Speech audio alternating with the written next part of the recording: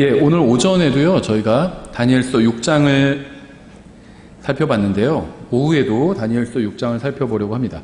오전에는 6장 1절부터 28절까지 저희가 쭉 한번 빠르게 살펴봤고요. 주로 다니엘의 어떤 믿음에 대해서 살펴봤습니다. 다니엘의 믿음은 정말 살아있는 믿음이었죠. 그래서 어떻게 신앙생활을 하는지, 또 어떻게 좋은 간증을 보여주는지 사람들에게 이런 것들에 대한 정말 좋은 본을 보여주었습니다. 그래서 오전 그 성경 공부, 그러니까 오전 설교 꼭 그 유튜브에 올리면 나중에 들어보시기 바랍니다. 예, 오후에는요, 저희가 다니엘과 예수님을 좀 비교해 보려고 합니다. 다니엘도 당연히 어떤 의미에서 이제 예수님의 모형이라고 볼 수 있는데요. 이제 어느 정도 다니엘의 예수님과 유사한지 저희가 좀 살펴보려고 합니다. 예, 먼저 잠깐 기도하겠습니다. 하나님 아버지, 성경을 통해 주님의 완벽한 말씀을 주셔서 감사드립니다. 주님의 말씀으로 저의 마음을 먹여주시고 저의 믿음이 성장하고 강해지게 해주시고 성경이 참으로 주님의 말씀이고 예수님께서 참으로 우리의 구원자라는 사실을 확신하게 해주시기 원합니다. 예수님의 이름으로 기도드렸습니다. 아멘.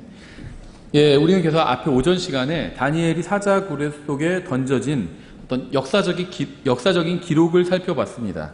다니엘은 하나님께 기도했다는 이유로 사자굴에 던져졌지만 주님께서 보내신 천사의 보호로 아무 해도 입지 않고 굴에서 나왔습니다.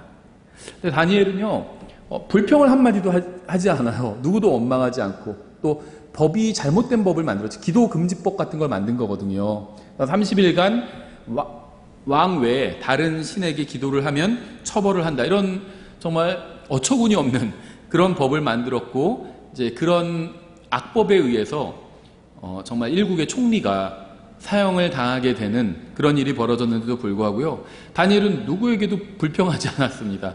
또 법을 타찰하지도 않았어요.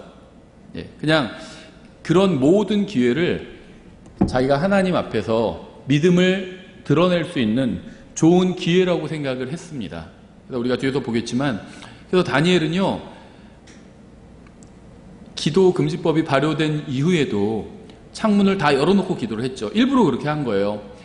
이 기회에 정말 살아계신 하나님을 믿는다는 것이 무엇인지를 안 믿는 사람들에게, 또 하나님을 믿기는 하지만 정말 믿음대로 말씀대로 살지 못하는 사람들에게 내가 공개적으로 보여줘야겠다, 이렇게 결심을 했기 때문에 창문을 다 열어놓고 공개적으로 신앙생활을 한 거죠. 그리고 나중에 보시면요, 하나님께 감사를 드리고 있어요. 다니엘은 이 상황을, 정말 위기가 닥친 상황이잖아요. 기도하면 죽이겠다, 그런 상황이었는데도 공개적으로 기도를 하면서 오히려 하나님께 감사를 드리고 있다는 거죠. 왜 감사드리고 있냐면요, 자신의 믿음을 하나님 앞에서 보여줄 수 있는 기회를 주셔서 감사합니다, 이렇게 감사의 기도를 드린 것으로 보입니다.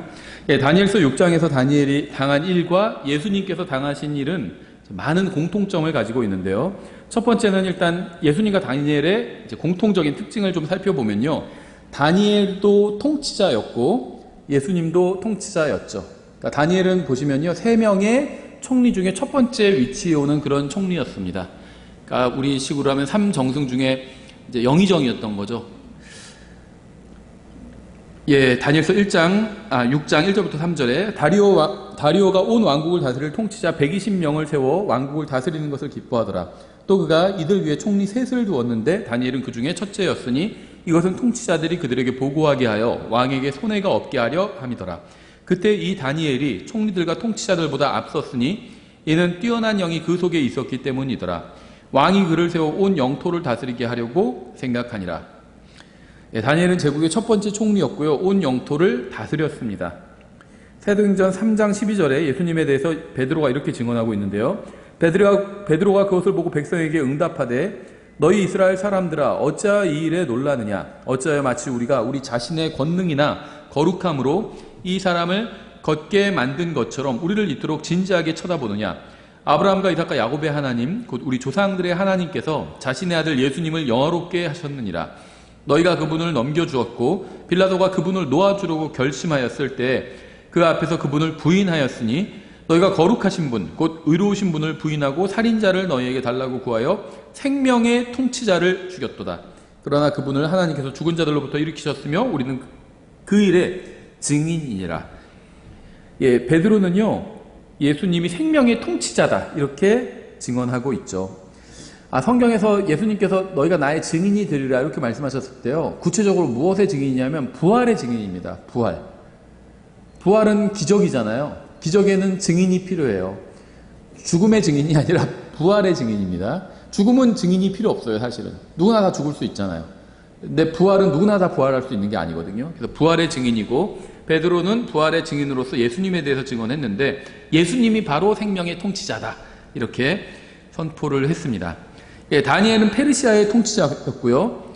이제 왕은 아니었지만 왕 바로 밑에 총리 자리에서 페르시아 전체를 통치했죠. 예, 이 다리오가요, 그 페르시아 왕이 그를 세워 3절에 온 영토를 다스리게 하려고 생각하니라 이렇게 말씀하고 있죠. 예, 그래서 다리오가 실질적으로 다니엘에게 통치를 다 맡긴 거라고 볼 수 있습니다. 예, 그리고 예수님은 생명의 통치자라고 성경은 말씀하고 있죠. 고린도전서 10장 26절에 땅과 거기에 충만한 것은 주의 것이니라. 28절 그러나 어떤 사람이 너희에게 이르되 이것은 우상들에게 희생물로 바친 것이라거든 그것을 알게 한 사람과 양심을 위해 먹지 말라. 땅과 거기에 충만한 것은 주의 것이니라. 이렇게 말씀하고 있습니다. 왕이나 대통령이나 이 세상의 통치자들은 제한된 영토를 제한된 기간만 통치하고 그 다음에 다른 사람으로 대체가 돼버리죠. 땅과 거기에 충만한 것은 주님의 것입니다. 다니엘은 통치자였지만 주님은 모든 것을 다스리시는 통치자입니다. 두 번째는요, 다니엘과 예수님은 둘 다 뛰어난 사람이었어요. 다니엘의 성품에 대한 건데요. 3절, 4절을 보시면 그때 이 다니엘이 총리들과 통치자들보다 앞섰으니 이는 뛰어난 영이 그 속에 있었기 때문이더라. 왕이 그를 세워 온 영토를 다스리게 하려고 생각하니라. 그때 총리들과 통치자들이 왕국에 관하여 다니엘을 고소할 기회를 찾고자 하되 어떤 기회나 허물도 찾지 못하였더라. 그는 신실하였으므로 그에게서 어떤 실수나 허물도 찾아볼 수 없었더라. 신실하다는 것은 믿음이 가득 찼다는 거죠. faithful입니다. 믿음이 가득 찼다는 거예요. 그러니까 신실하다 그러면 우리나라 말로는 좀 감이 안 올 수도 있는데요, 영어로는 쉬워요. 믿음이 가득 찼어요. 그 사람 안에 믿음으로 가득 차 있습니다. 성경에서 말씀하시는 믿음은 항상 하나님의 말씀을 믿는 게 믿음이지 자기가 바라는 거나 원하는 거나 상상한 거나 이런 걸 믿는 거는 믿음이 아니죠. 하나님께서 말씀하신 걸 그대로 믿는 것이 성경에서 말씀하시는 믿음인데요, 다니엘은 하나님의 말씀을 그대로 믿었습니다. 이러한 점이 다니엘을 뛰어난 사람으로 만든 거죠. 예, 다니엘은 뛰어난 영을 가졌고요, 신실했고요, 허물이나 실수도 없었습니다. 항상 깨어 있었다는 거죠. 마태복음 3장 13절에 그때 예수님께서 갈릴리로부터 요르단으로 요한에게 오사 그에게 침례를 받으려 하시거늘 요한이 그분을 말리며 이르되 내가 주께 침례를 받아야 할 터인데 주께서 내게로 오시나이까 하며 예수님께서 대답하여 그에게 이르시되 지금은 이렇게 되도록 허락하라. 이렇게 하여 모든 의를 성취하는 것이 우리에게 합당하니라 하시니 이에 그가 그분을 허락하더라. 침례 이제 받으시는 걸 허락한 거죠. 물침례는 구원의 수단이 아닙니다. 예수님은 침례를 받으셨지만 침례를 통해서 구원받지는 않으셨습니다. 예수님은 구원받을 필요가 없는 분이셨죠. 그런데도 침례를 받으셨어요. 그러니까 침례는 구원의 수단이 아니라는 거죠. 구원과는 무관해요. 물침례는. 예수님이 물침례를 받으셨잖아요. 구원받을 필요가 전혀 없는 분인데도 불구하고 예수님이 침례를 받으신 이유는 그것이 바른 일이었기 때문입니다. 하나님 앞에서 의로운 일이었기 때문이에요. 바른 일이라는 거예요. 구원받는 일이 아니라 바른 일입니다. 우리가 침례를 받는 이유도 하나님 앞에서 그것이 바른 일이기 때문이에요. 그래서 하나님의 명령에 순종한다는 의미, 또 예수님과 함께 내가 죽었다가 다시 부활했다는 의미, 이걸 사람들에게 알려주는 의미로 침례를 받은 거죠. 내가 예수님을 진짜 믿는데 그 믿는 것을 내가 사람들한테 공개적으로 간증하는 게 침례를 받는 겁니다. 그래서 이것이 하나님 앞에서 옳은 일이에요. 이건 구원과는 관련이 없어요. 구원 받은 사람이 받는 거지 구원 받기 위해서 침례 받는 게 아니죠. 다음 절 때문에 본 건데요. 16절 예수님께서 침례를 받으시고 곧바로 물속에서 올라오실 때 보라 하늘들이 그분께 열렸으며 또 하나님의 영께서 비둘기같이 내려와 자기 위에 내려앉는 것을 그분께서 보시더라. 보라 하늘로부터 한 음성이 있어 이르시되 이 사람은 내 사랑하는 아들이라 내가 그를 매우 기뻐하노라 하시니라. 다니엘은 뛰어난 영을 가진 사람이었습니다. 또 또 눈에 보이게 성령님께서 예수님께 임하셨죠. 다니엘의 영을 뛰어나게 하셨던 성령님께서 예수님께 임하신 겁니다.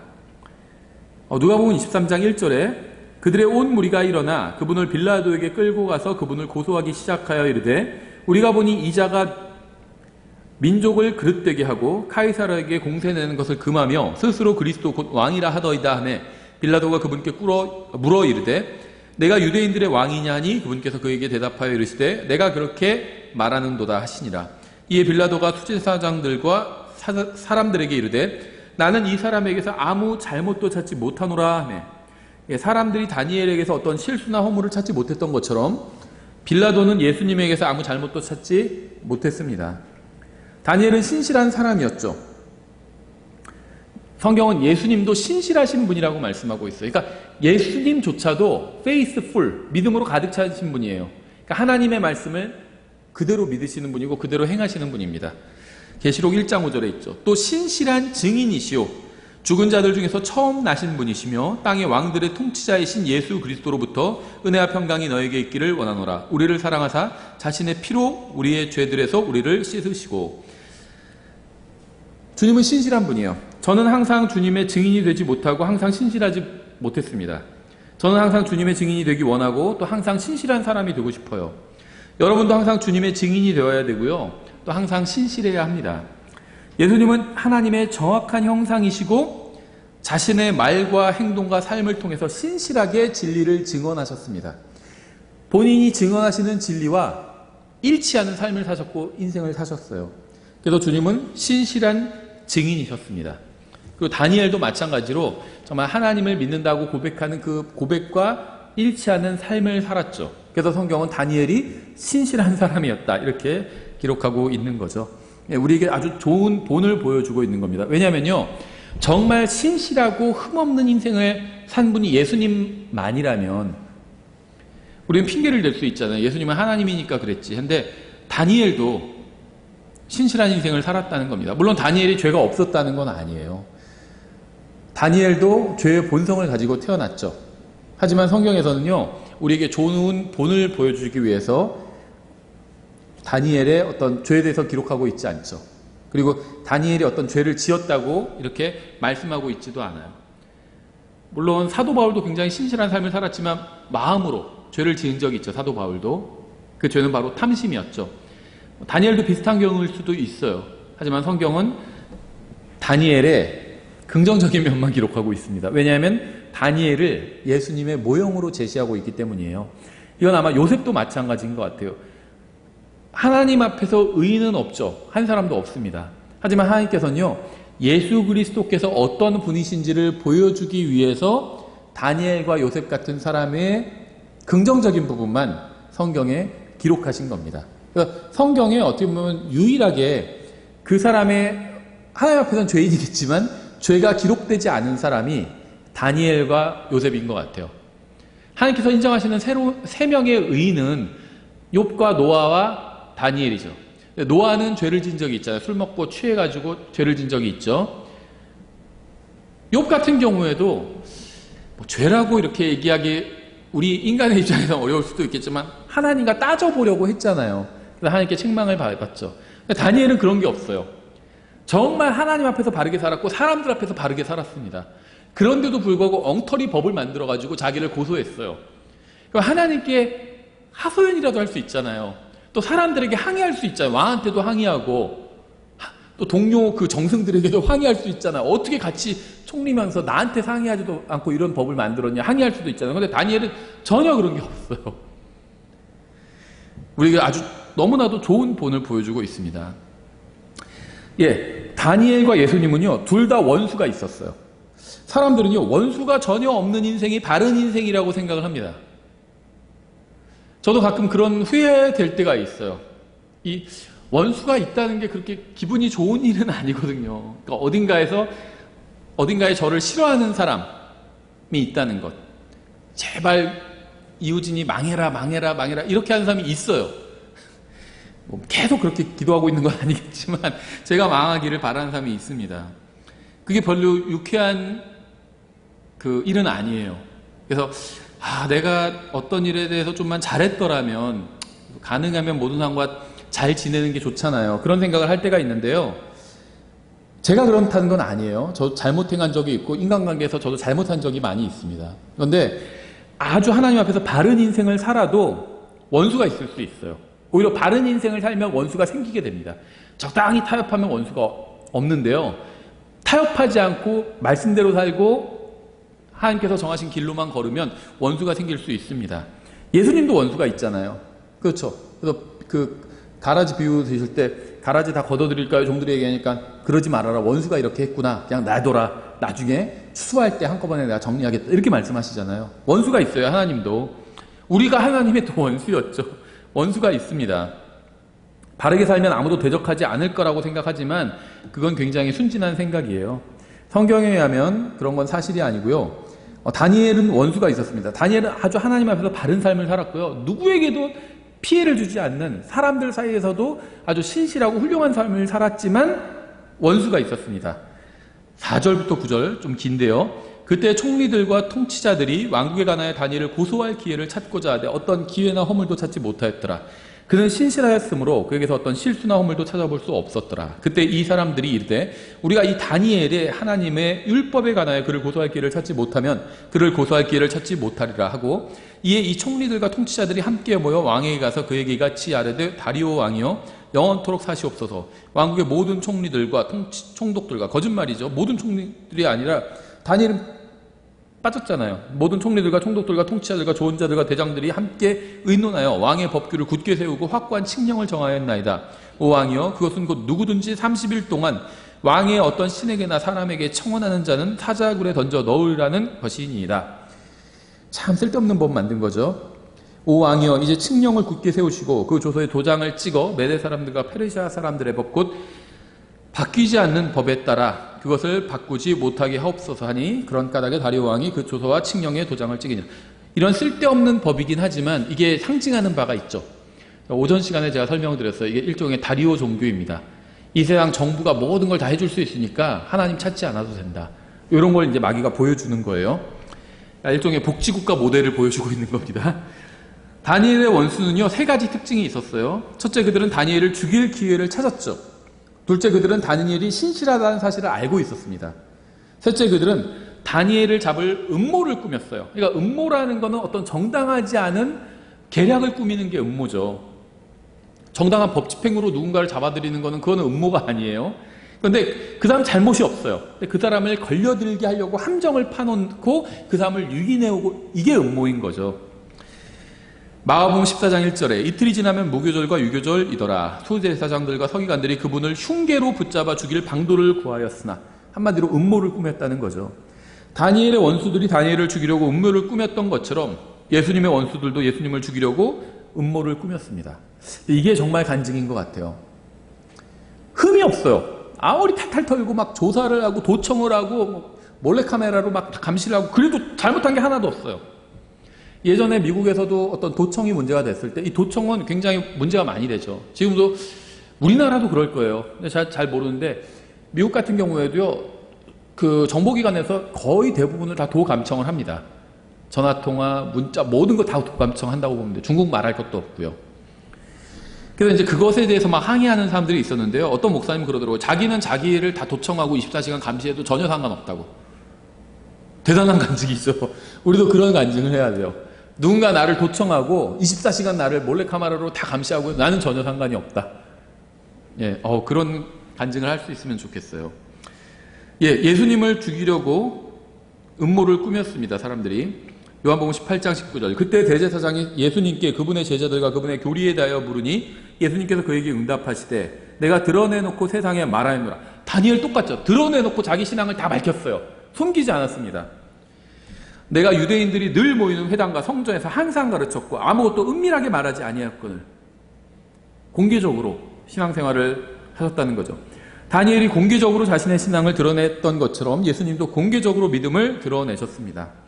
사람들이 다니엘이 하나님의 말씀을 믿는다는 사실을 알고 있었던 것처럼 예수님의 믿음에 대해서도 알고 있었어요. 사람들이 다니엘을 죽이려고 했던 것처럼 예수님도 죽이려고 했습니다. 요한복음 11장 53절에 있죠. 이에 그들이 그날부터 그분을 죽이려고 함께 의논하니라. 그러니까 원수가 있다는 건 잘못된 건 아니에요. 뭐 좋은 일은 아니죠. 누군가 나를 정말 죽도록 미워한다는 건 좋은 일은 아닌데 그게 잘못된 일은 아니라는 겁니다. 다만 전제가 있죠. 내가 하나님의 말씀대로 행했더니 누군가 나를 대적하더라. 그거는 어쩔 수 없는 일이에요. 다만 그렇다고 해서 내가 직접 원수를 갚거나 이거는 불법입니다. 그 자력구제는 일반 법에서도 사회에서도 불법이죠. 누군가 나에게 해를 가한 사람에게 내가 다시 해를 가해서 되갚아 주는 것은 일반 사회에서도 불법이에요. 신고해야 돼요, 경찰에. 그렇죠. 그 적당한 적법 절차를 밟아서 그 다음에 처벌을 받게 해야 되는 겁니다. 마찬가지예요, 신앙생활도.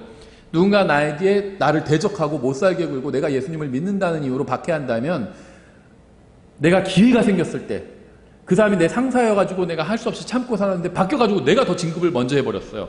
그럼 이제 너는 죽었다 하고 복수하는 게 아니라 하나님의 손에 맡겨야 된다는 겁니다. 자기가 복수하는 것, 이것을 하나님께서는 금지하셨어요. 그래서 원수가 있는 건 상관없습니다. 다만 하나님께 맡기세요. 하나님께서 허락하시지 않으면 그 사람이 나에게 어떻게 할 수가 없습니다. 그래서 맡기세요. 그리고 쉽지는 않지만요, 가능하면 변명하려고도 하지 않는 게 좋은 것 같아요. 예. 물론 어떤 사실을 왜곡하면 내가 바로잡아야 될 수는 있겠죠. 이렇게 뭐 했다는데 맞아요? 그러면 그거는 사실이 아닌데 이렇게 말해줄 수는 있겠죠. 그 외에 다른 건요, 변명할 필요가 없어요. 그래서 제가 아는 어떤 분은 그렇게 얘기해요. 누가 자기 욕을 하면요, 누가 뭐 이렇게 해서 막 파렴치한이라고 하시던데요. 그러면 맞아요, 그냥 그렇게 얘기해보더라고요. 저는 그런 사람이에요. 예. 하나님, 예수님이 아니었다면 저는 구원받을 수 없었던 사람입니다. 이렇게 얘기해버리더라고요. 예. 누가 나에 대해서 또 내 성품이나 이런 걸 낮게 평가하면요, 그냥 내비두세요. 예.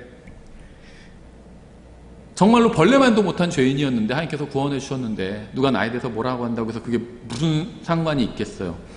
다만 어떤 진리를 왜곡하거나 하면 그거는 바로 잡아야 줘야 되겠지만 나에 대한 어떤 비난과 이런 건 다 하나님께 맡기는 게 저는 믿음이라고 생각을 합니다. 예, 네 번째, 다니엘과 예수님은 둘 다 죽음을 피하지 않았습니다. 피할 수 있으면 피해도 되는데요. 피하지 않는 것이 하나님의 뜻이다, 이렇게 생각이 된다면 피하지 않고 받아들이는 게 그게 하나님께 영광을 돌리는 거겠죠. 피할 수 있다는 건 무슨 말이냐면요, 오전 시간에도 살펴봤었는데 어느 지역에서 예수님을 박해해요. 굳이 그 지역으로, 저는 이제 일반적인 걸 말씀드리는 거예요. 아주 특별한 어떤 상황까지 다 말씀드리는 건 아닙니다. 또 어떤 선교사들을 비난하는 건 아니에요. 일반적인 걸 말씀드리는 거예요. 어느 지역에서 예수님을 핍박한다면 그 지역을 떠나는 게 일반적인 하나님의 뜻입니다. 사도들이 사도행전에서 복음을 전할 때, 또 예수님께서도 제자들에게 가르쳐 주실 때 누군가 너희를 받아들이지 않으면 그 도시에서 발에 먼지를 떨어버리고 떠나라고 그랬잖아요. 다른 도시로 가면 돼요. 이것과 같아요. 누군가 내가 복음을 전하는데 그 사람이 복음을 받아들이지 않아요. 그럼 어떻게 할까요? 끝까지 쫓아가지고 막 듣기 싫다고 그러는데 들어보세요. 복음 들어야 돼. 아니면 당신 죽으면 지옥 가요. 언제든지 죽을 수 있고 지금 집에 가면서도 죽을 수 있잖아요. 이거 꼭 들어야 돼. 이렇게 해야 될까요? 듣기 싫다고 그러는데 그럼 내비두세요. 어쩔 수가 없어. 듣기 싫다고 그러면요, 듣기 싫은 사람은요, 예수님이 말씀하셔도 거부했어요. 사도 바울이 전에도 거부했습니다. 생각해보세요. 우리가 복음을 잘 전할까요? 사도 바울이 더 잘 전할까요? 복음을. 우리와 비교할 수 없을 정도로 기가 막히게 더 잘 전하겠죠, 사도 바울이. 근데 사도 바울이 복음을 전했는데도 거부한 사람들이 있었어요. 싫다고 하면 어떻게 될까요? 그러면요, 그냥 정중하게 그럼 이 전도지 한번 나중에 꼭 읽어보십시오 하고 헤어지면 돼요. 그럼 어떻게 해야 되죠? 그리고 나서 다른 사람한테 복음 전하면 되잖아요. 세상에 사람이 그 사람 하나만 있는 게 아니잖아요. 예전에 그런 일이 있었거든요, 교회에서. 공원에서 누가 공 던지기 놀이를 하고 있었어요. 그 자동차 정비소 직원이었는데 점심을 빨리 먹고 점심시간에 야구 공 던지기 놀이를 둘이 하고 있었어요. 그럴 수 있죠. 근데 어떤 자매가 가서 제가 좀 복음을 전하려고 했던 거예요. 근데 그 사람이 거부했어요. 자기는 지금 듣고 싶지 않다. 이 시간에 자기는 그냥 이렇게 운동하고 싶다 그랬어요. 그러면 어떻게 할까요? 그럼 여기 전도지 있는데 꼭 한번 읽어보세요. 이러고 헤어지면 되죠. 거기다 대고 막 소리를 지른 거예요. 아까 제가 얘기한 것처럼. 죽으면 지옥 가요. 당신은 지옥. 사실이죠. 당신 예수님 안 믿죠? 죽으면 지옥 가요. 사실이에요. 다 사실. 근데 그런 식으로 얘기해서 누가 복음을 받아들일 수 있어요? 제가 고기를 아무리 좋아한다고 해서 누가 고기를 제 입에 막 쑤셔 넣으면 제가 좋아요 막 그러나요? 아니죠. 제가 먹어야지 좋은 거죠. 막 제 입에 누가 쑤셔 넣고 막 그럼 뭐가 좋아요 그게. 예, 그래서 누군가 복음을 반대하고 핍박한다면요 다른 지역으로 가면 됩니다.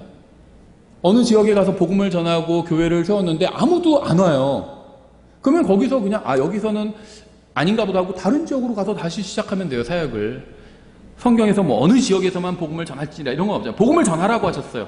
하나님의 말씀을 가르치라고 했습니다. 만약에 용인에서 교회를 시작했는데 아무도 안 왔어요. 그럼 저는 다른 지역에 가서 다시 교회를 시작했을 겁니다. 하나님의 말씀을 가르치라는 명령은 받았거든요. 전하라는 명령은 받았지만 용인에서만 복음을 전하고 교회를 해라 이런 명령은 받은 적이 없어요. 또 어떤 사역자들은요 안 돼도 막 끝까지 이곳을 막 지켜야 되고 뭐 기도로 이 장소를 더 갈고 닦아야 되고 이렇게 생각하시는 분들이 있는데요. 성경엔 그런 게 없습니다. 그건 믿음이 아니에요. 성경에 없는 걸 믿는 건 믿음이 아니죠. 예, 그래서요 죽음을 피할 수 있으면 피하는 게 일반적인 하나님의 뜻입니다. 그런데요 피할 수 없을 때도 있어요. 정면으로 부딪혀야 될 수도 있습니다. 예수님의 경우도 그렇죠. 예수님은 죽음을 피하실 수는 있었어요.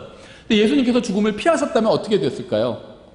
우리의 죄값은 누가 갚아줘요? 세상 모든 사람들은 그대로 죄로 인해서 죽어서 지옥에 가게 되잖아요.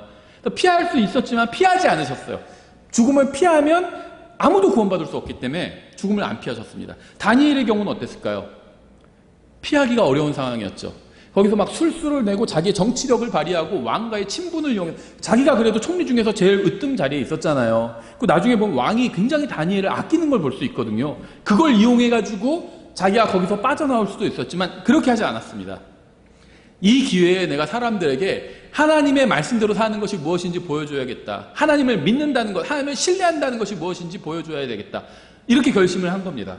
그래서 정면 승부를 했어요. 그래서 문 다 열어놓고 한 거예요. 문 닫고 기도해도 돼요.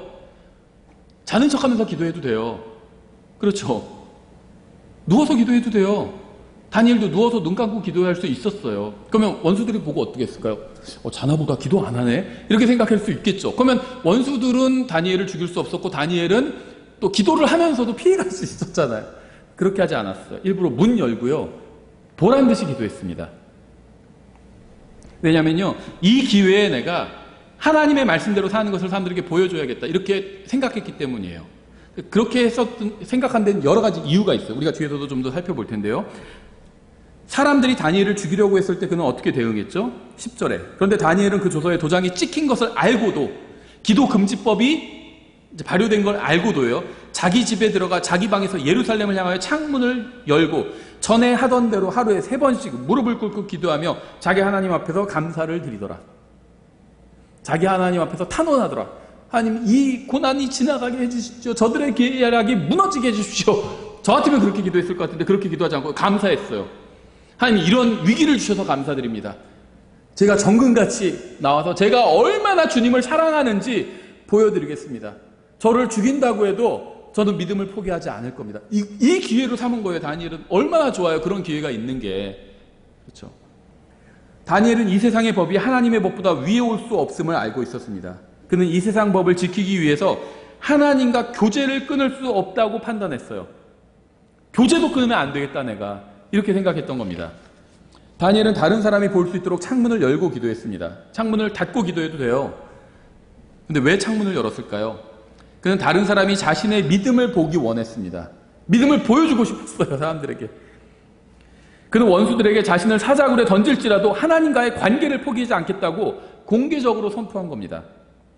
14절에 이에 왕이 이 말을 듣고 자신을 심히 못마땅하게 여기면 다니엘을 건져내려고 그에게 마음을 쓰며 해가 질 때까지 그를 건져내려고 애를 쓰니라. 왕은 다니엘을 구하려고 했지만 다니엘은 스스로를 구하려고 하지 않았습니다. 변호사를 고용하지도 않았고요. 자신의 어떤 헌법적인 권리를 주장하지도 않았어요. 22절, 누가복음 22장 39절에 이렇게 되어 있어요. 그분께서 나가사 늘 하시던 대로, 다니엘도 늘 하던 대로 그렇게 기도했죠. 늘 하시던 대로 올리브 산으로 가심에 겟세마네예요. 그분의 제자들도 그분을 따라갔더니 그분께서 그곳에 계시면서 그들에게 이르시되 너희가 시험에 빠지지 않게 기도하라 하시고 그들에게서 물러나 돌을 던지면 닿을 수 있는 곳으로 가서 무릎을 꿇고 기도합니다. 이게 지금 어떤 상황인지 아시죠? 가룟 유다가 함께 있었는데 가룟 유다가 예수님을 배반할 마음을 품었잖아요. 그러니까 예수님께서 최후의 만찬을 하시면서 가서 네가 할 걸 하라 이렇게 말씀하셨죠. 다른 제자들은 그게 무슨 뜻인지 모르고 무슨 돈을 맡았으니까 그걸로 좀 구제를 하라는 건가 이렇게 생각했는데 예수님은 네가 날 팔려고 하니까 가서 팔아라 이렇게 말씀하신 거예요. 그리고 나서 제자들이 다 알고 있고 유다도 다 알고 있는 그곳으로 가신 겁니다. 누군가 나를 잡으러 온다는 걸 알았을 때 어떻게 하죠? 그 사람이 모르는 장소로 가서 숨을 거 아니에요. 근데 예수님은 그렇지 않고 그 사람이 아는 장소로 가서 기다리고 계셨던 거예요. 죽음을 피하지 않으셨습니다. 예수님은 자신을 배반한 유다가 알고 있는 장소인 겟세마네에서 공개적으로 기도하셨습니다. 어디 구석에서 막 나무 뒤에서 바위 뒤에서 조용하게 숨어서 기도하신 것이 아니라 공개적으로 기도하셨어요. 주님께서는 죽음을 피하지 않으시고 우리를 대신해서 자원해서 십자가 위에서 죽으신 겁니다. 다니엘이 죽음을 각오하고 창문을 열고 기도한 것처럼 주님은 죽음을 각오하고 원수들이 아는 동산에서 기도하셨어요. 다니엘은 자신을 구원하려고 하지 않았습니다. 예수님도 자신을 구원하지 않으셨어요.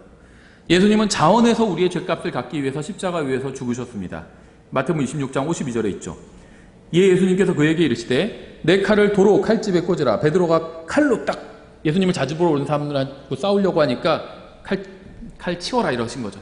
칼을 잡는 자들은 다 칼로 망하리라. 너는 내가 지금 내 아버지께 기도하여 당장이라도 그분께서 12군단이 넘는 천사들을 내게 주시도록 할 수 없는 줄로 생각하느냐. 그러나 그리 되면 반드시 이렇게 되리라 한 성경 기록들이 어떻게 성취되겠느냐 하시더라. 이사야서에 기록되어 있잖아요. 어린 양같이 잠잠하게 끌려가가지고 죄 없는 어린 양이 모든 삶을 위해서 대신 죽어주는 그 말씀이 어떻게 성취되겠느냐 이렇게 말씀하신 거죠. 성경식의 계산을 제가 한번 해볼게요. 예수님은 원하기만 하면 죽음을 피하실 수 있었습니다. 그래도 정당하셨어요. 예수님이 우리한테 무슨 빚을 져가지고 대신 죽어주신 게 아니잖아요. 우리를 위해서 죽어주지 않으셔도 돼요. 그래도 예수님은 영원히 찬송받으실 창조주 하나님이에요. 어떤 의무감에서 죽어주신 게 아니라는 거죠. 우리를 불쌍히 여겨주셔서 죽어주신 거예요. 우리를 보니까 와, 저 사람들 너무 대단하다. 가치 있는 사람들이구나. 내가 저 사람들 위해서 죽어줘야겠다. 이렇게 생각하신 게 아니라는 겁니다. 지옥에 던져져도 전혀 할 말 없는 사람들인데 우리는 우리를 불쌍히 여겨주셔서 그래서 우리를 대신해서 의무감이 아닌 사랑으로 우리를 대신해서 자신을 희생해 주신 것입니다. 죽음을 피하실 수 있었어요. 피할 능력도 있었고 명분도 있었습니다. 사람들이 너무 사악해. 그래서 도저히 이 사람들을 위해서 죽어주는 거 의미 없는 일이다. 그리고 바로 승천해서 올라가셔도 겟세마네에서 누구도 뭘 할 사람이 아무도 없어요. 군단 하나는요 6,000명으로 이루어져 있어요. 당시 예수님 시대 로마 군단은 한 개의 군단이 6,000명으로 이루어져 있어요. 근데 12군단을 부르실 수 있다고 그랬죠. 그럼 12군단이면 천사가 몇 명인 거죠? 12 곱하기 6천 하니까 72,000이죠. 근데 이사야서 37장에 보면요 천사 하나가 나와서 하룻밤에 18만 5천 명의 사람을 죽이는 걸, 군인들을, 민간인이 아니라 군인들을 죽이는 걸 볼 수 있죠. 천사 하나가 순식간에 18만 5천 명을 죽일 수 있어요. 그러면요 그런데 그런 천사를 72,000을 부르실 수 있다고 그랬어요. 12군단이 넘는 천사를 부르실 수 있다고 그랬으니까. 그러면은 얼마죠? 18만 5천 곱하기 72,000 하면 130억이 넘어요. 그럼 이 2000년 전에 인구가 정확히 몇 억이었는지 모르지만 한 10억 될까요? 20억 될까요? 예수님의 말씀에 의하면 주님께서 원하시면 130억의 인간을 순식간에 죽이실 수도 있었습니다. 그러니까 주님은 당시에 전 인류를 몰살시킬 수 있었습니다. 하지만 주님은 자신이 죽는 것을 선택하셨어요. 죽음을 피하지 않으셨죠. 다섯 번째, 다니엘과 예수님은요 둘 다 불의한 재판을 받았습니다. 다시 다니엘서 6장으로 돌아서 다니엘이 어떤 재판을 받았는지 보시면요 6장 12절에 이에 가까이 가서 왕의 칙령에 관하여 왕 앞에서 아뢰되 오 왕이여 왕께서 30일 안에 왕 외에 어떤 신에게나 사람에게 청혼을 한 모든 자는 사자굴에 던져 넣으리라는 칙령에 도장을 찍지 아니하셨나이까 하니 왕이 대답하여 이르되 메대 사람들과 페르시아 사람들의 법 곧 바뀌지 않는 법에 따라 그 일이 사실이니라 하매 그때 그들이 왕 앞에서 응답하여 아뢰되 오 왕이여 유다의 포로된 자들의 자손에 속한 저 다니엘이 왕과 왕의 도장을 찍은 그 칙령을 중히 여기지 아니하고 하루에 3번씩 청원하나이다 하니 하나님께 기도한다는 거죠. 왕은 원하지 않았지만 정치적인 상황으로 인해서 다니엘을 죽음에 내어줄 수밖에 없었습니다. 마치 그 헤롯과 비슷하죠. 침례인 요한을 의로운 사람이라고 생각했어요. 그래서 침례인 요한을 좋아하진 않았지만 그의 설교에 찔림을 받기도 했죠. 그런데 헤로디아가 춤을 추고 한마디로 헤롯의 대신들 앞에서 헤롯의 체면을 세워준 거죠. 정확히 성경에 나오진 않지만요. 어떤 거의 나체 상태로 춤을 췄을 것이라고 이렇게 추측을 합니다. 그렇죠? 그 대가로 이제 자기가 왕국의 절반이라도 주겠다 이렇게 허풍을 좀 친 거죠. 근데 하필 헤로디아가 침례인 요한의 목을 요구했죠. 헤롯도 고민을 하다가 할 수 없이 거기서 만약에 그 말을 자기가 어기면 왕의 말을 누가 이제 따르겠어요. 아, 왕의 말 꼭 그렇게 이루어지는 건 아니구나 이렇게 생각할 수 있으니까 할 수 없이 자기 자리를 보존하기 위해서 의로운 사람인 침례인 요한을 죽음에 내어준 겁니다. 헤롯은 그 죽음에 대한 책임이 있죠. 헤롯은 여기도 마찬가지예요. 이 다리오도요 다니엘을 아꼈지만 정치적인 상황으로 해서 자기의 자리를 곤고히 하기 위해서 할 수 없이 죽음에 내어주게 된 겁니다. 14절 이에 왕이 이 말을 듣고 자신을 심히 못마땅하게 여기며 다니엘을 건져내려고 그에게 마음을 쓰며 해가 질 때까지 그를 건져내려고 애를 쓰니라. 왕은 다니엘이 무고하다는 사실을 알고 있었기 때문에 죽이고 싶지 않았어요. 그렇죠. 15절 그때 이 사람들이 모여 왕에게로 나와 왕에게 아뢰되 오 왕이여, 왕이 갈등하고 있다는 걸 지금 딱 눈치챈 거죠. 메대 사람들과 페르시아 사람들의 법을 아시옵소서. 곧 왕이 굳게 세우는 어떤 칙령이나 법규도 바꿀 수 없나이다. 지금 만약에 그 말씀하신 걸 어기면 앞으로 누가 왕의 명령에 따르겠습니까? 협박하는 거예요. 하니 이에 왕이 명령하매 그들이 다니엘을 끌어다가 사자굴에 던져 넣으니라. 이제 왕이 다니엘에게 말하이르되 내가 계속해서 섬기는 내 하나님이 너를 건지시리라 하니라. 오전에 굉장히 강조했는데 계속해서 섬긴다. 왕이 보니까요 다니엘은요 일요일만 하나님을 섬기고 월요일, 화요일, 수요일, 목요일, 금요일, 토요일은 자기 맘대로 살고 다시 일요일 되면 하나님 섬기고 이런 사람이 아니었어요. 월, 화, 수, 목, 금, 토, 일 계속해서 하나님을 섬기고요. 70년간 하나님을 섬겼어요. 끊임없이 신실하게. 한순간에 신실하게 사는 것도 어려운데 70년간 신실하게 살았습니다. 그걸 봤어요. 왕이 인정하고 있죠. 계속해서 섬기는 내 하나님이 너를 건지시리라 하니라. 왕은 자신이 정한 법으로 인해서 다니엘을 죽음에 내어줄 수밖에 없었습니다. 하지만 어쩌면 다니엘이 구원받을 수도 있다고 생각했어요. 왜냐면요 하나님을 믿어서가 아니라 다리오는 신들을 믿는 사람이었죠. 이 고대 사회에서는요 다 신들을, 유신론자예요. 무신론자 없어요. 고대 사회는 다 신들을 믿고 있었죠. 그래서 다니엘이 섬기는 신도 아마 그런 많은 신들 중에 하나일 텐데 혹시라도 건질 수 있지 않지 않을까 이런 식으로 생각했던 겁니다. 확신을 갖고 생각했던 것이 아니라. 18절 그 뒤에 왕이 자기 궁궐에 가서 금식하며 밤을 지내고 자기 앞에 악기도 들어오지 못하게 하며 잠을 이루지 못하였더라. 너무나도 좋은 신하를 잃게 생겼어요. 그래서 지금 잠을 못 자고 있는 거죠. 요한복음 19장 12절에 이때부터 빌라도가 그분을 놓아주려 하였으나 유대인들이 소리를 지르며 이르되 당신이 만일 이 사람을 놓아주면 카이사라의 친구가 아니니라. 똑같죠. 다리오, 헤롯, 그 다음에 그 빌라도 자기 입장 때문에 자기 위치 때문에 할 수 없이 무죄한 사람을 죽음에 지금 내어주고 있는 겁니다. 누구든지 자기를 왕으로 만드는 자는 카이사를 대적하여 말하나이다. 의미를 다 알아요. 예수님이 지금 자기가 이 세속적인 왕이다 이런 주장을 하는 게 아니잖아요.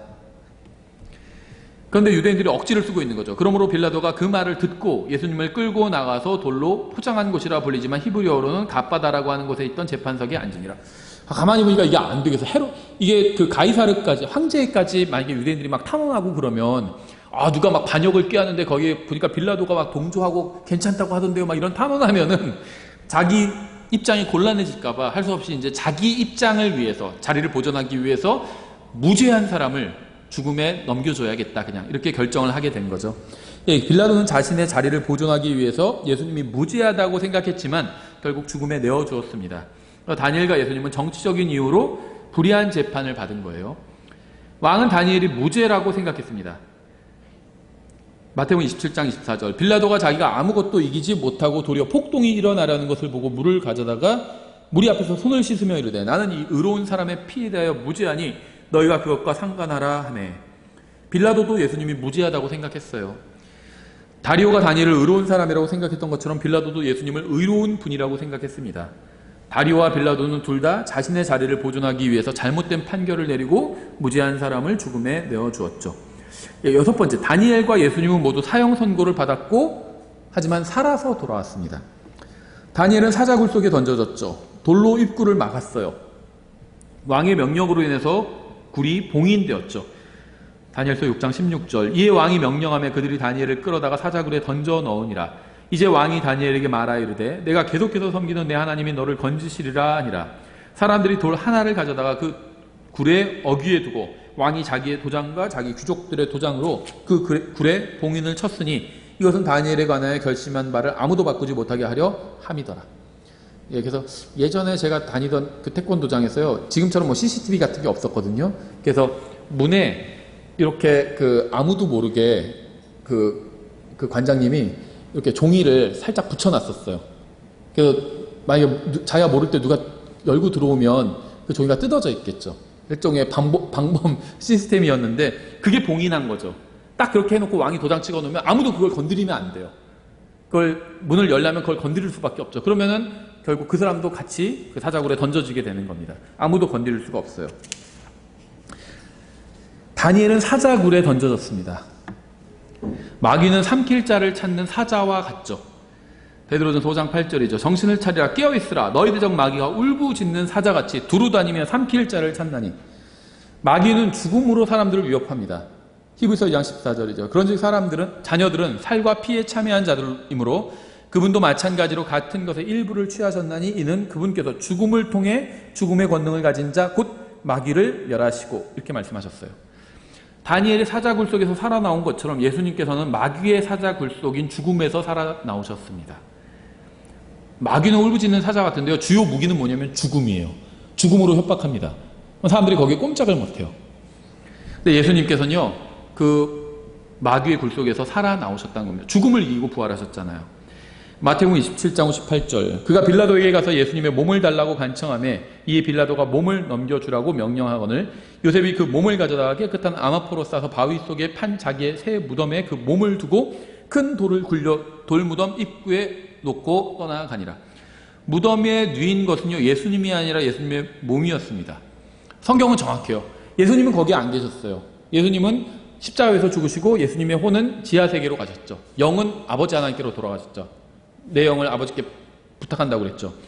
예수님의 몸은 예수님께서 사용하신 몸, 마리아의 태 속에서 만들어졌던 그 몸은 돌 무덤에 묻힌 겁니다. 그래서 성경은 정확히 예수님이 아니라 예수님의 몸이 거기에 누워 있었다 이렇게 표현하고 있어요.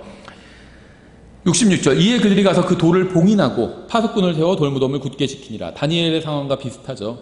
다니엘의 사자굴을 돌로 막은 것처럼 예수님의 무덤도 돌로 막았습니다. 21절. 그때 다니엘이 왕에게 이르되 오 왕이여 영원토록 사시옵소서. 내 하나님께서 자신의 천사를 보내사 사자들의 입을 막으셨으므로 사자들이 나를 해치지 못하였사오니. 참 우리가 오전에도 살펴봤는데요, 다니엘의 고백이 참 감사하죠. 정말 믿음의 고백이죠. 자기 자랑하지 않았어요. 이런 일을 겪었다면 간증 집회하고 난리가 났겠죠. 그 자기가 얼마나 막 대단한 믿음의 사람인지 막 자랑하죠. 간증은요, 하나님을 높이는 거지 자기 자랑하는 자리가 아니에요. 자기 자랑하는 사람들 너무나도 많이 봤어요. 자기가 얼마나 똑똑해가지고 무슨 어떤 대학에 무슨 수석으로 입학해서 뭐를 하고 얼마 세상에서 잘 나가고 자기 자랑해요. 하나님을 높이는 게 아니에요. 그건 간증이 아니에요. 자기 자랑이지. 다니엘은 자기 자랑하지 않았어요. 하나님께서 해주셨다 이렇게 얘기하고 있죠. 하나님께서 천사를 보내셔서 사자들의 입을 막아주시고, 천사가 딱 보면서 사자들을 몇십 마리가 있었을 거예요. 사자들이 몇 마리가 아니에요. 몇십 마리예요. 왜냐하면 다니엘을 고소한 사람들의 가족들이 다 던져놓으니까 사자들이 막 다 뛰어올라서 가족들을 채갔죠. 잡아챘어요. 몇십 마리의 사자들이 있었는데 어떻게 다니엘이 안전했을까요? 천사가 내려와서요, 강아지 훈련시키는 것처럼, 강아지 훈련시킬 때가 없죠. 딱 음식 앞에 놓고 기다려. 그럼 사자들이 가만히 있어요. 강아지가 가만히 있어요. 그렇죠. 배고파도 가만히 있어요. 훈련된 강아지는. 기다려. 먹어. 그럼 그때 와서 막 먹죠. 천사들이 그랬을 거예요. 천사가 와서 기다려. 사자들이 다 기다리고 있었을 거예요. 그래서 다니엘이 나가고 다니엘을 고소한 사람들이 떨어졌을 때 먹어 그랬겠죠. 그러니까 막 달려가서 먹었겠죠. 한때 강아지 훈련시키는 동영상을 많이 봐가지고 그게 상상이 되더라고요. 그렇게 다니엘은요, 자기가 한 일이 아니다, 내가 잘나가지고 하나님께서 이렇게 해주신 게 아니, 그렇게 얘기한 게 아니, 하나님께서 나를 구원해 주셨다, 천사를 보내주셔서 사자들의 입을 막아주셨다 이렇게 얘기하고 있어요. 히브리서에서 뭐라고 얘기하는 줄 아세요? 자기의 믿음으로 사자들의 입을 막은 사람이 있었다. 히브리서 11장에서 그렇게 얘기하고 있어요. 다니엘은요, 모든 영광을 하나님께 돌렸습니다. 하나님께서는요, 다니엘이 믿음으로 사자들의 입을 막았다. 이렇게 말씀해 주신 거예요. 다니엘을 칭찬해 주신 거예요. 천사가 막았는데 하나님께서는 그렇게 얘기하지 않으시고요. 다니엘이 믿음으로 막았다. 이렇게 평가해 주신 겁니다. 그렇죠. 우리가 하나님께 모든 영광을 돌리면 하나님께서는 합당한 칭찬을 해주시는 거예요. 그러니까 자기가 높아지면 안 돼요. 하나님 앞에서 겸손하면 하나님께서 높여주신다고 그랬잖아요. 높여주신 거예요, 다니엘을. 천사가 막았지만 사실 그건 네가 믿음을 보여줬기 때문에 내가 천사를 보내준 거야. 네 믿음이 막은 거야. 이렇게 평가를 해주시는 거잖아요. 자신의 천사를 보내서 사자들의 입을 막으셨으므로 사자들이 나를 해치지 못하였사오니 이는 그분 앞에서 무죄함이 내 안에서 드러났기 때문이니이다. 또 오 왕이여, 왕 앞에서도 내가 아무 해를 끼치지 아니하였나이다 하니라. 이에 왕이 그로 인해 심히 즐거워하며 명령하여 그들이 다니엘을 굴에서 끌어올리게 하매 이에 그들이 다니엘을 굴에서 끌어올린즉 그에게 아무 상처도 보이지 아니하였으니 이는 그가 자기 하나님을 믿었기 때문이더라. 천사가 다니엘을 찾아왔고 사자의 입은 막혔고요. 그래서 다니엘은 나왔고 아무 상처도 입지 않았습니다. 예수님의 무덤에 누가 가장 먼저 방문했는지 아세요? 마태복음 28장 1절에 안식일이 끝나고 주의 첫날이 밝아오기 시작할 때 막달라 마리아와 다른 마리아가 돌무덤을 보러 갔는데 그 안에 누군가 있었죠. 보라, 큰 지진이 났더라. 이는 주의 천사가 하늘로부터 내려와서 가서 그 입구에서 돌을 뒤로 굴려내고 그 위에 앉았기 때문이더라. 다니엘의 굴 속에 주님의 천사가 있었고요. 예수님의 무덤 속에 주님의 천사가 있었습니다. 다니엘과 함께 있던 사자의 입이 막혔고요. 울부짖는 사자와 같은 마귀의 입도 막혔기 때문에 주님의 부활을 누구도 막을 수 없었던 거죠. 하나님께서는 다니엘을 사자굴에서 구출해 주셨고요. 예수님을 죽은 자들로부터 살리셨습니다. 사도행전 4장 10절이죠. 너희 모두와 이스라엘 온 백성은 이것을 알라. 곧 너희가 십자가에 못 박았고 하나님께서 죽은 자들로부터 살리신 나사렛 예수 그리스도의 이름으로 말미암아 곧 그분으로 말미암아 이 사람이 온전하게 여기 너희 앞에 서 있느니라. 또 사도행전 13장 33절 바로 그 약속을 하나님께서 예수님을 다시 일으키심으로써 그들의 자손인 우리에게 성취하셨다는 것이라. 그것은 또한 시편 둘째 편에 기록된 바 너는 내 아들이라 이날 내가 너를 낳았도다 함과 같도다. 또 그분께서 그분을 죽은 자들로부터 살리시고 이제 다시 썩음으로 되돌아가지 아니하게 하실 것에 관하여는 이같이 이르시되 내가 다윗에게 허락한 확실한 긍휼을 너에게 베풀리라 하셨느니라. 37절 하나님께서 다시 일으키신 그분은 결코 썩음을 보지 아니하셨기 때문이더라. 예수님도 죽음을 보지 않으시고 일어나 죽음에서 승리하신 거죠. 죽음에게 완전히 승리하신 겁니다.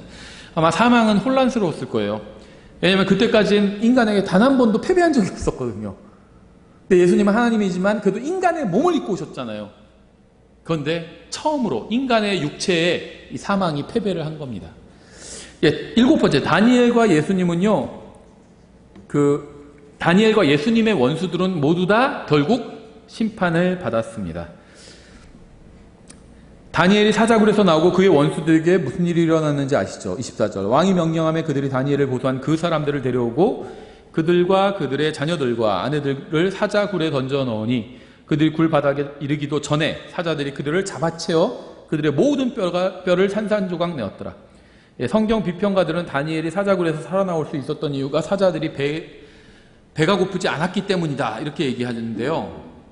다니엘의 원수들이 사자굴 속에 던져지자 그들이 땅에 떨어지기도 전에 사자들이 잡아챈 것으로 봐서 사자들이 굶은 것은 아닌 것으로 보이죠. 또 사람들의 상상에서 그린 그림과는 다르게 굴 속에 두세 마리 사자가 아니라 수십 마리의 사자가 있었던 것으로 보이죠. 그러니까 성경 비평가들이 상상력을 많이 발휘하는데요. 그냥 어차피 하나님 믿을 거면 하나님께서 하늘과 땅을 창조하셨으면 뭘 못하시겠어요. 그냥 다 믿어도 되는데 자꾸 이 기적을 부인하려고 그래요. 다니엘이 사자굴에서 나올 수 있었던 건 사자들이 이미 뭔가를 잔뜩 먹어가지고 배가 불렀기 때문이다. 이렇게 얘기하는 사람이 있대요. 그런데 다니엘의 원수들을 던져놓으니까 바로 다 잡아먹었잖아요. 그렇죠. 또 예수님이 무리를 걸으신 것은 사실은 그때 갈릴리 바다가 살짝 얼었었다. 이런 주장하는 사람도 있어요. 그냥 무리를 걸었다고 믿으면 되지 뭘 그걸 얼음 위를 걸었다 자꾸 이렇게 한다든지, 그렇죠. 오병이어의 기적을 그게 물고기가 아니라 사실은 고래였다 이런다든지 아이가 무슨 도시락을 고래를 어떻게 도시락을 싸우겠어요?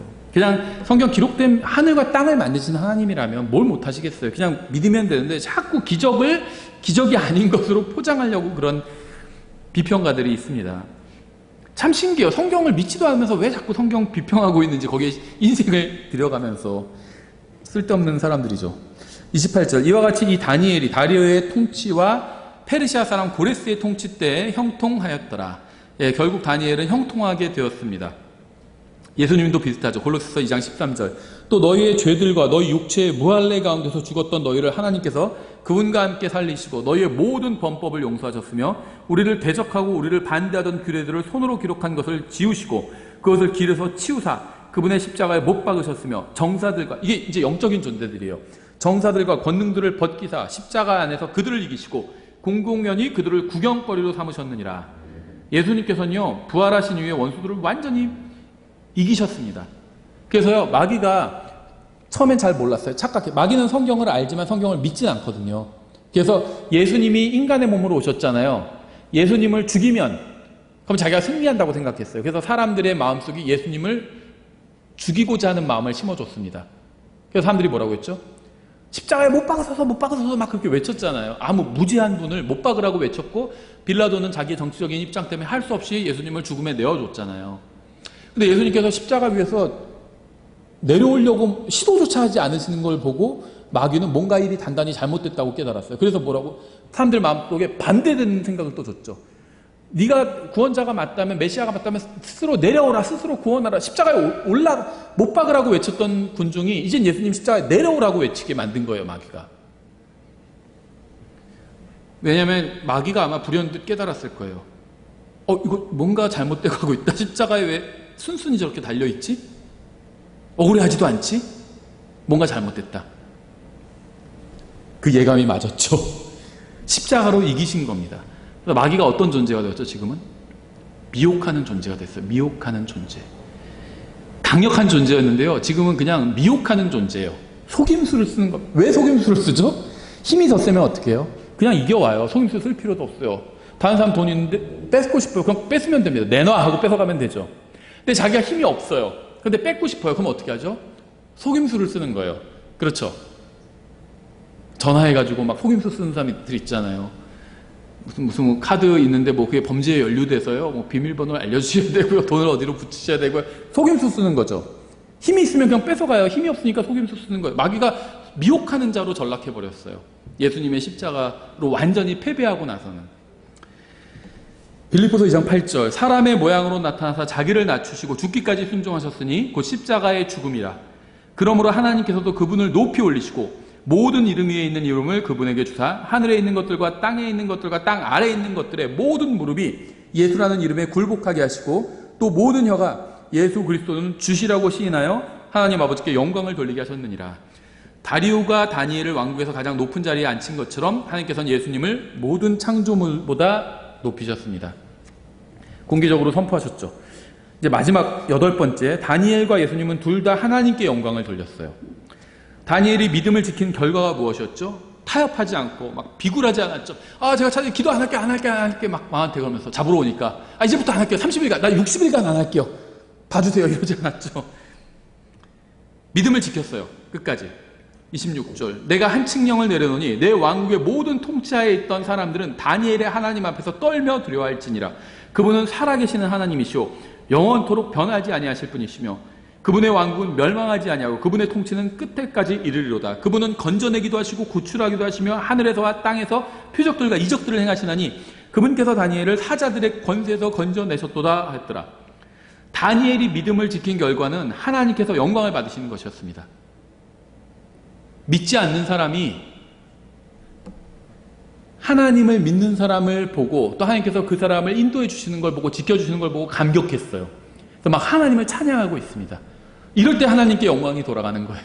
이럴 때 무슨 뭐 서울대학에 수석으로 붙든지 뭐 사업이 크게 성공하든지 대박을 치든지 그렇게 되면 하나님께 영광이 돌아가는 게 아니라요. 믿지 않는 사람이 하나님을 막 찬양하면서 하나님을 인정하잖아요. 그럴 때 하나님께서 영광을 받으시는 거예요. 어떻게 해서? 그 사람 목에 칼을 딱 들여놓고 하나님 찬양해. 이러면 영광이 안 돌아가요. 나 자신을 다니엘은 어떻게 희생했죠? 자기 목숨도 내어줬어요. 사람들에게 살아계신 하나님을 보여주기 위해서, 하나님을 믿는 게 무엇인지 보여주기 위해서 자기 목숨, 재산이 아니라 재산 중에서 일부를 막 내놓은 게 아니라 자기 목숨까지도 내놨습니다. 그 결과 하나님께 영광이 온전히 돌아가게 된 거죠. 하나님께서 높임을 받으셨고요. 주님의 말씀이 선포되었어요. 예수님의 믿음으로 인해서 하나님께서 영광을 받으셨고 말씀이 널리 선포되었습니다. 사도행전 8장 4절. 그러므로 널리 흩어진 사람들이 각처로 다니며 말씀을 선포하니라. 예수님의 죽음과 부활 이후에 예수님께서 자신의 생명을 내어주시자 사람들이, 믿는 사람들이 각처로 흩어지면서 하나님의 말씀을 막 선포하고 다녔죠. 시편 70편은요 예수님에 관한 예언이지만 다니엘에게도 해당이 됩니다. 이 시편은요 그냥 시가 아니라 시의 형태로 기록된 예언이라고 보시면 돼요. 기본적인 성격이 예언이에요. 예언인데 시의 형태로 기록된 겁니다. 모세오경은 예언인데 법률의 형태로 기록된 거예요. 사무엘상부터 역사서 있죠. 이것들은요 예언인데 역사책의 형태로 기록된 겁니다. 대언서들은 그건 직접적으로 예언이 막 기록된 거고요. 예언이 그대로 예언으로 기록된 거고, 시가서는요 예언이 시의 형태로 기록된 거라고 보시면 돼요. 그래서 이 시편은요 대부분 삼중적으로 적용이 되는데요. 그 당시에 그 시편을 기록한 사람에게 해당되는 경우들이 있고요. 아니면 특정한 역사적 인물에게 해당되는 경우가 있고요. 그 다음에 예수님에게 해당되고요. 그 다음에는 이스라엘 민족에게 해당되기도 합니다. 예언적으로 대환란 때의 이스라엘 민족에게 해당된다는 거죠. 시편 70편 1절부터 4절. 오 하나님이여 나를 속히 건지소서. 다니엘의 기도라고 해도 합당한 기도겠죠. 오 주여 속히 나를 도우소서. 내 혼을 찾는 자들은 부끄러움을 당하고 당황하게 하시며 내가 상하기를 바라는 자들은 뒤로 물러가 혼란에 빠지게 하소서. 아하 하는 자들은 자기들의 모욕의 대가로 뒤로 물러가게 하소서. 다니엘을 사자굴에 딱 던져놓고서는 그 원수들이 막 좋아했겠죠. 와 우리가 해냈다 하면서. 근데 다니엘이 살아서 나오고 왕이 이 자들을 던져들어 했을 때 막 뒤로 물러가서 자빠졌겠죠. 막 질질질 끌려가서 던져졌겠죠. 주를 찾는 모든 자들은 주를 기뻐하고 즐거워하게 하시며, 다리오 왕이 막 기뻤어요. 다니엘도 살아났고 하나님의 역사를 봤어요. 너무 기뻤습니다. 주를 찾는 모든 자들은 주를 기뻐하고 즐거워하게 하시며 주의 구원을 사랑하는 자는 항상 말하기를 하나님을 크게 높일지어다 하게 하소서. 다니엘의 믿음으로 인해서, 간증으로 인해서 다리오 왕이 하나님을 막 크게 높이고 있고 막 방송을 하고 있고 막 국가 내에서 선포를 하고 있죠. 사악한 자들은 결국 벌을 받고요. 하나님의 말씀에 순종하는 의로운 사람은 형통하게 될 것이고 결국 모든 영광은 하나님께 돌아가게 될 것입니다. 이것이 성경이 말씀하시는 결론이에요. 그래서 걱정하거나 사악한 자가 저 사람 저렇게 잘 돼서 어떡하지, 하나님을 미워하고 대적하는데 저렇게 번성해서 어떡하지, 걱정하지 마세요. 부러워하지도 마시고요. 그 사람들은 다 벌을 받을 겁니다. 그리고 하나님의 말씀에 순종하는 사람들은요 높임을 받게 될 거예요. 그리고 결국 하나님께서 영광을 받게 될 겁니다.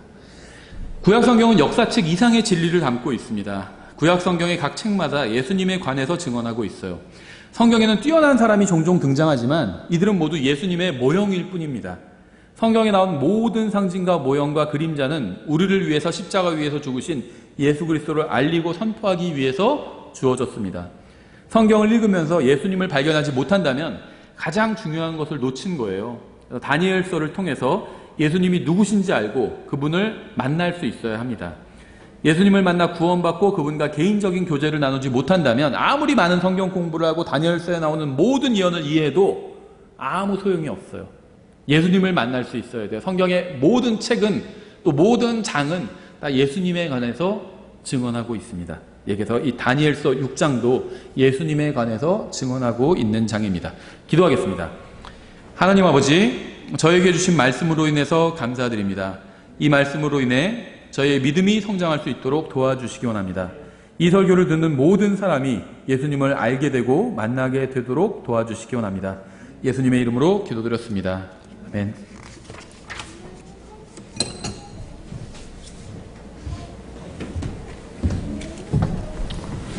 네, 다 함께 일어나셔서